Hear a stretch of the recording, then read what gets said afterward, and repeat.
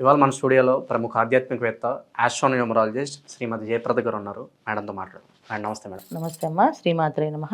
Madam, ఫిబ్రవరి మాసంలో ముందుగా మేషరాశి వారి పరిస్థితి ఎలా ఉండబోతుంది? గ్రహస్థితి ఎలా ఉంది? ఎలాంటి రెమెడీస్ చేసుకుంటే బాగుంటుంది అంటారు?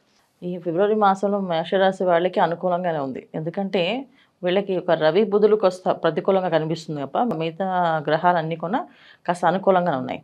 అయితే ఏం అనుకూలంగా ఉన్నా ఏది అనుకూలం లేకపోయినా వీళ్ళు చేసుకోవాల్సిన విషయాలు ఏంటంటే, మేషరాశి వాళ్ళకి ఈ మాసం అంతా కూడా ప్రతి పనిలో విజయం సాధిస్తూ ఉంటారు.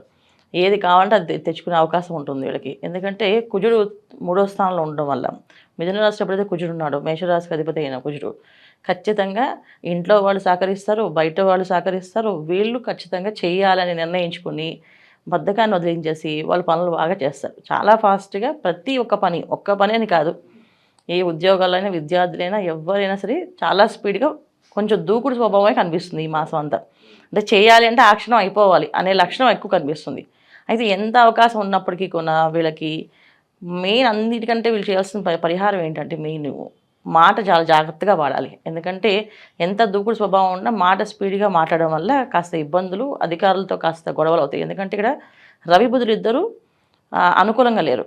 ఎప్పుడైతే బుధుడు అనుకూలంగా లేకపోయినా, రవి అనుకూలంగా లేకపోయినా ఏమవుతుంది? రవి అనుకూలం లేకపోతే అధికారులతో కాస్త ఇబ్బందులు, ప్రభుత్వ రంగాల్లో పనిచేసే వాళ్ళకి ఇబ్బందులు, ప్రభుత్వ అధికారులతో ఏదైనా పని చేస్తుంటే వాళ్ళ వల్ల ఆటంకాలు, గవర్నమెంట్ సంబంధించిన పనులు వాటిలో చేసిన పనుల్లో ఆటంకాలు, ఎటువంటి చూసుకున్న అధికారులతో కాస్త ఇబ్బందులు ఉంటాయి వీళ్ళకి. సో ఈ దూకుడు స్వభావంతో గట్టిగా మాట్లాడడం కానీ, గట్టిగా ఒక మాట విసరడం కానీ చేస్తే వాళ్ళకి ఉద్యోగాలకి నష్టం వచ్చే అవకాశం ఉంది, వ్యాపారాల్లో నష్టం వచ్చే అవకాశం కూడా ఉంది. కనుక జాగ్రత్తగా ఆచితూచి మాట్లాడుతూ ఉండి పనులు చేస్తే అవుతాయి. సో పని అవ్వడానికి చాలా అనుకూలంగా కనిపించినప్పటికీ మాట కంట్రోల్ పెట్టుకోవడం చాలా అవసరం ఈ మాసం. ఎందుకు వీళ్ళకి అంత మాట స్పీడ్ వస్తుందంటే, ఇక్కడ బుధుడు అష్టమ స్థానం, నవమ స్థానం. సో ప్రథమార్థంలో మనకు చూసుకుంటే ఫిబ్రవరి నుంచి ఆయన 11వ తారీఖు వరకు మకర రాశిలో ఉంటున్నాడు. మకర రాశిలో ఉండడం వల్ల స్పీడ్గా ఏ విషయమైనా అయిపోవాలి, పని స్పీడ్గా కొంచెం మాటలు స్పీడ్గా వేసడము జరగడము అవుతుంది. ఎప్పుడైతే మళ్ళీ మా కుంభంలోకి వెళ్తారో అక్కడ కూడా అంతే. ఎందుకంటే ఇక్కడ బుధ ఏ రాశిలో ఉంటున్నారు? మకర రాశి, కుంభరాశి. అంటే కుంభరాశి, మకర రాశి ఏంటి? శని భగవాన్ అధిపతి. ఏ పనైనా క్రమశిక్షణ లేకపోతే ఆయన ఒప్పుకోడు. సో ఆయన ఇంట్లో ఉన్నప్పటికీ కూడా ఇవి అలా ఉండడం వల్ల ఖచ్చితంగా వీళ్ళకి ఇబ్బందులు అనేది తప్పవు. ఏదో ఒక మాట స్పీడ్గా అనడం వల్ల అది కాస్త అక్కడ ఆగిపోయి ఆటంకాలు వచ్చే అవకాశం ఉంది. అందుకని మాటలు జాగ్రత్తగా పెట్టుకుంటే అధికారులకు కానీ, వ్యాపారస్తులకు కానీ, ఉద్యోగస్తులకు కానీ అనుకూలంగా ఉంది. ఇక కొత్త వస్తువులు, కొత్త వాహనాలు కొనే యోగం అయితే ఉంది ఈ మాసంలో. అయితే ఏంటంటే ఎంత అవకాశం ఉన్నా ఖర్చు అధికంగా ఉంది. సో అంటే ప్రతి వస్తువు కొనాలి అంటే అప్పు చేస్తేనే కొనేస్తాం అనుకుంటారు. అప్పుల జోలికి వెళ్ళకూడదు. అప్పు చేసి ఏ వస్తువైనా కొంటే ఆ అప్పు తీరే అవకాశం అనేది చాలా కష్టంగా ఉంది. అది తర్వాత వాళ్ళు చాలా ఇబ్బంది పడతారు.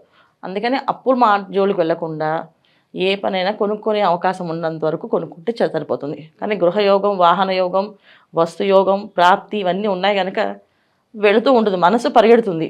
కానీ మనసు పరిగెట్టినా సరే మనం కంట్రోల్ చేసుకోగలిగితే ఖచ్చితంగా ఏ ఇబ్బందులు లేకుండా బయటపడతారు. లేకపోతే ఇవాళ చేసే ప్రతి పని ఎల్లుండి మళ్ళీ వాళ్ళు అంటే రేపు వచ్చే మాసంలో వచ్చే ఇబ్బందులు కొంచెం గట్టిగానే ఇబ్బంది పడతారు. కనుక ఈ మాసం ఇలా ఆచితూచి అడుగులు వేయడం అనేది చాలా ముఖ్యం. అయితే విద్యార్థులకి చాలా అనుకూలంగా ఉంది.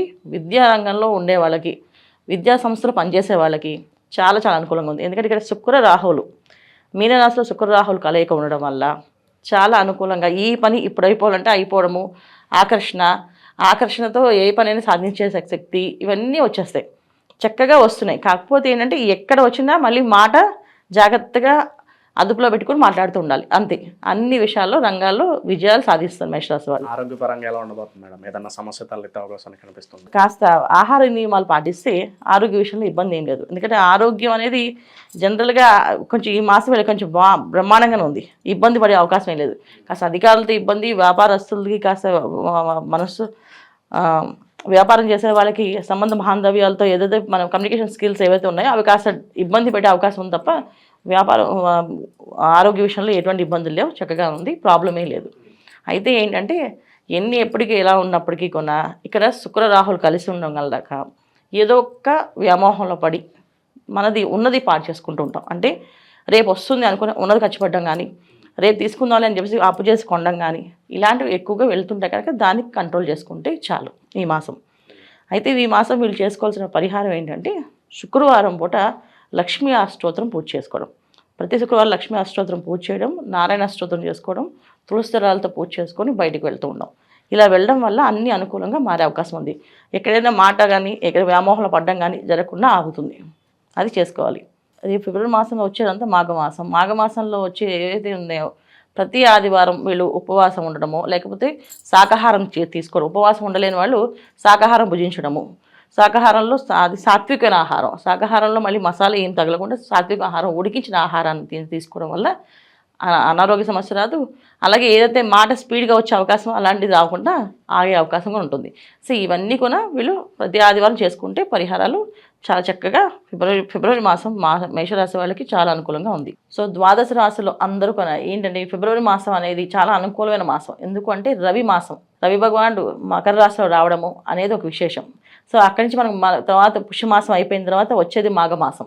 ఈ మాఘమాసంలో ప్రతి ఒక్క కార్యక్రమము 10ంతల ఫలితం వస్తుంది. చిన్న పరిహారమైనా అది పెద్ద పరిహారం కింద పెద్ద ఫలితం కింద వస్తుంది.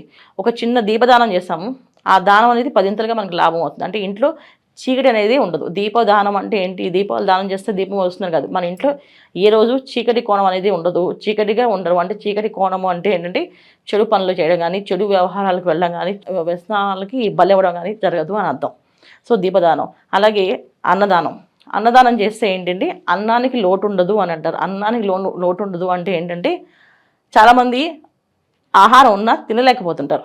సో ఎందుకు తినలేకపోతుంటే వాళ్ళకి రకమైన సమస్యలు, అజీర్తి సమస్యలు, ఏదో రోగ సమస్యలు, ఏదో ఒకటి టైంకి అన్నం తినలేకపోవడం, టైంకి వేళకి తినలేకపోవడం అది జరుగుతుంటుంది. సో ఈ అన్నదానం చేయడం వల్ల అలాంటి ప్రాబ్లమ్స్ లేకుండా బయటపడతాం.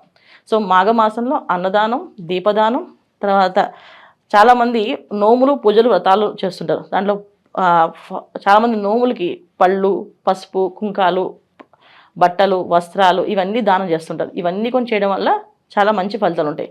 అయితే ఒక్కొక్క రాశి వాళ్ళు ఏం చేసుకోవాలి అంటే మేషరాశి వాళ్ళు ఈ మాసం అంతా అన్నదానం చేస్తే చాలా మంచి ఫలితాలు. అలాగే వృషభ రాశి వాళ్ళు ఈ మాసం అంతా చక్కగా వస్త్రదానం చేస్తే చాలా మంచి ఫలితాలు. మిథున రాశి వాళ్ళు పుస్తకాలు దానం చేస్తే విద్య బ్రహ్మాండంగా సాగుతుంది. అలాగే కర్కాటక రాశి వాళ్ళు ఏదో ఒక వస్తువుని దానం చేయడం, అంటే వెండి కానీ రాగి కానీ ఏదో ఒక పాత్రను దానం చేస్తే అన్ని అనుకూలమైన ఫలితాలు కనిపిస్తున్నాయి. అలాగే సింహరాశి వాళ్ళు చక్కగా ఒక 10 మందికి చదువు విద్యాదానం చేయడం కానీ, ఒక విద్యార్థికి విద్య కట్టించడం కానీ చేయడం వల్ల మంచి ఫలితాలు ఉన్నాయి.